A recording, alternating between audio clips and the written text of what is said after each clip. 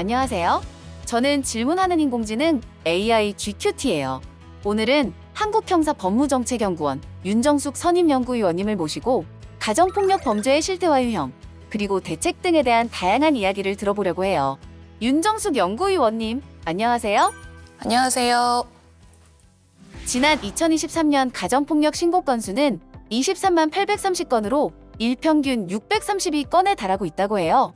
그런데 2022년 가정폭력 피해자의 92.3%가 폭력 발생 이후 어디에도 도움을 청한 적이 없다고 응답했고, 또 절반이 넘는 53.3%가 폭력 발생 당시 별다른 대응을 한 적이 없다고 응답한 바 있어요.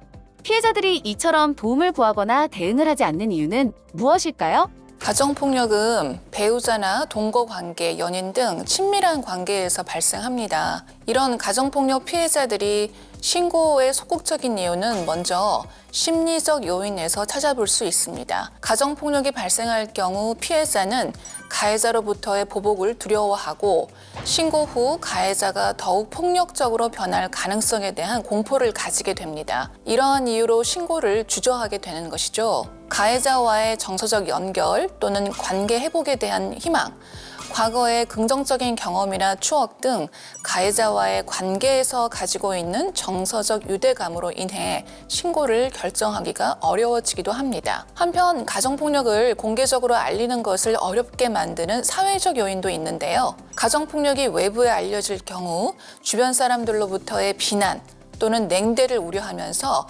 사회적 낙인을 걱정하는 겁니다.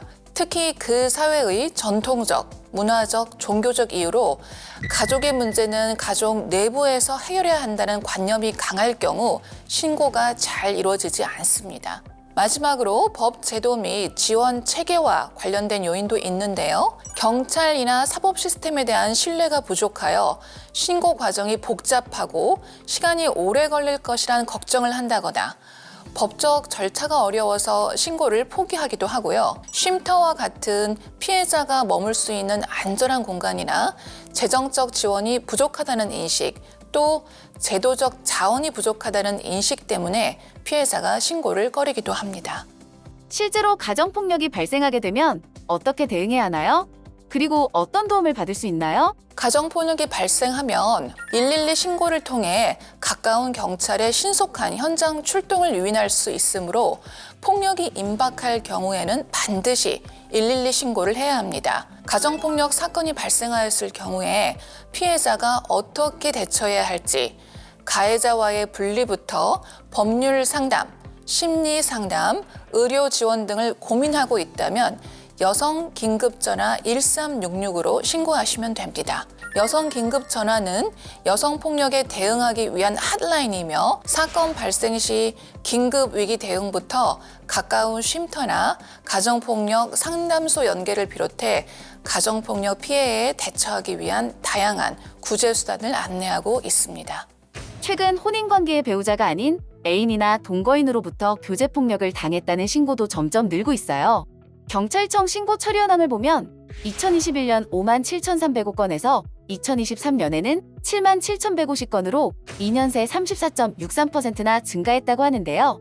이처럼 혼인 후의 관계에서의 폭력은 가정폭력과 어떤 차이가 있고 어떤 처벌 규정이 있나요? 현재 우리나라의 가정폭력 처벌법상 가정폭력이란 가정 구성원 사이의 신체적, 정신적 또는 재산상 피해를 수반하는 행위를 말합니다. 그런데 폭력은 친밀한 관계이지만 혼인 관계가 아닌 애인이나 동거인으로부터 발생할 수 있는데요. 대표적인 것이 교제폭력입니다. 현재 우리나라는 교제폭력을 규율할 수 있는 법률이 존재하지 않는데요. 그 이유는 가정폭력의 개념이 합법적인 혼인관계를 전제로 하고 있기 때문입니다. 이에 반해 유엔이나 세계보건기구에서는 혼인 여부나 성별 제한 없이 친밀한 관계의 폭력을 규정하여 이를 가정폭력의 범주에 포함하고 있습니다. 넓은 의미의 가정폭력을 사실상 수용하고 있는 것이죠. 친밀관계의 폭력은 혼인관계를 전제하지 않고 있지만 사실상 일상을 공유하는 친밀한 관계 내에서 발생한다는 점에서 가정폭력과 유사하며 또 폭력의 위협이 실질적인 폭력 행사로 이어져 폭력 피해를 겪게 되고 폭력 피해를 인지하더라도 도움을 구하기 쉽지 않다는 측면에서 사실상 두 가지 유형은 거의 동일하다고 보시면 됩니다. 그렇다면 친밀한 관계에서의 폭력에는 어떤 유형들이 있고 우리나라에서 2018년 제정된 여성폭력방지 기본법과는 어떤 차이가 있나요?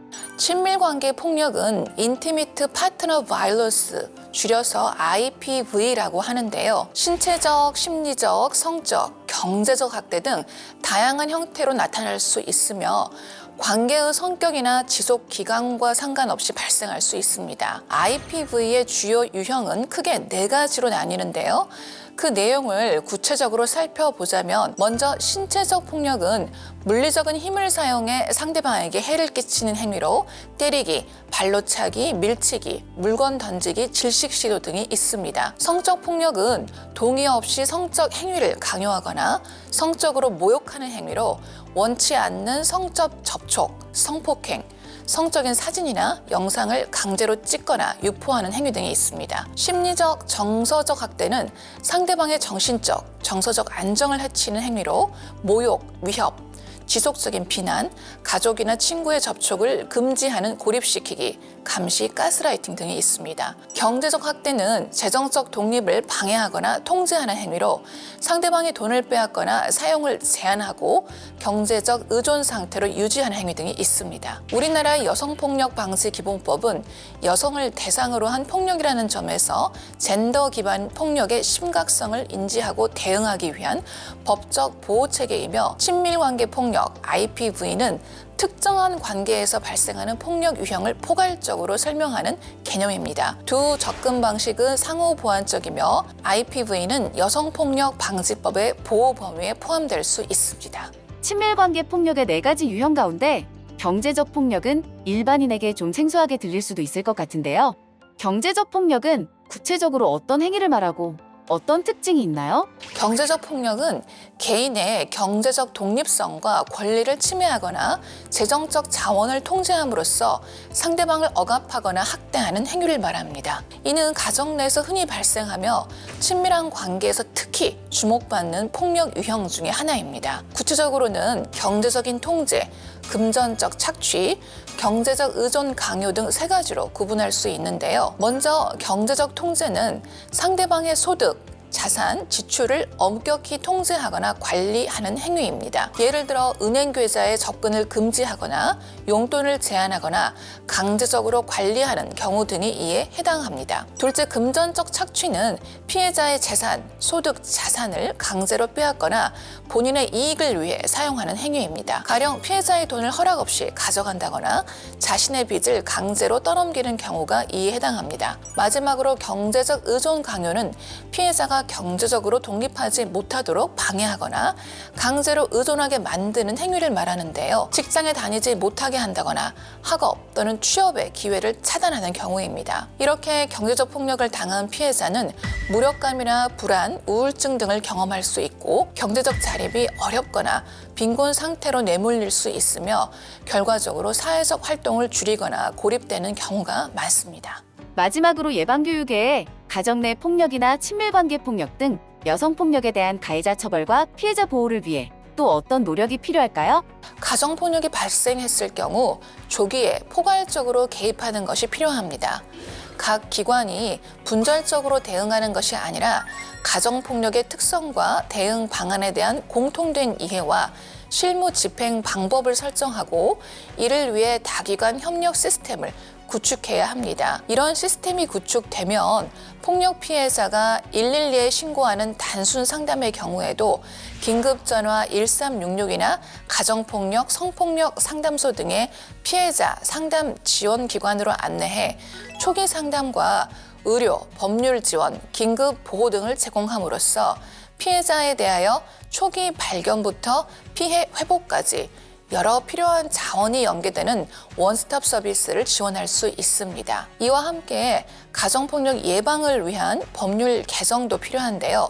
2024년 상반기 112 신고 현황에 따르면 교제폭력 신고 48,310사건 중에 검거가 이루어진 건수는 2,730건으로 5.65%에 불과하고 가정폭력 신고의 경우에도 13만 441건 중 4.73%인 6,170건만 검거가 이루어졌다고 합니다. 이렇게 검거율이 낮고 절반 이상이 현장 종결 처리되는 이유는 대부분 현행법상 친밀관계 폭력 사건에서 피해자가 처벌을 원치 않으면 가해자를 벌하지 않는 반의사 불벌죄가 적용되기 때문이라고 합니다. 무엇보다 이러한 반의사 불벌죄 조항이 폐지되어 더 이상 피해자의 처벌 불원 의사가 수사를 종결하는 도구로 활용되어서는 안 될 것입니다. 그리고 하루빨리 친밀관계의 폭력도 가정폭력 처벌법에 포함되어야 할 것입니다.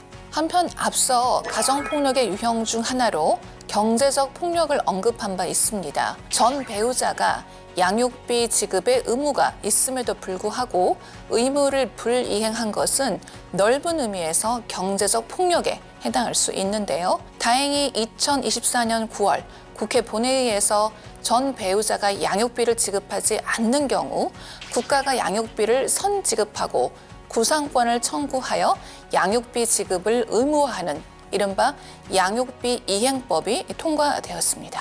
지금까지 윤정숙 선임연구위원님을 모시고 친밀관계의 폭력, 가정폭력 등 다양한 여성폭력에 대한 다양한 이야기를 나눠보았어요. 유익한 내용으로 답해주신 윤정숙 연구위원님 감사합니다. 감사합니다. 그럼 저 GQT는 또 다른 주제로 다양한 질문 준비해 다시 찾아오겠습니다. 여러분 다음 시간에 또 만나요.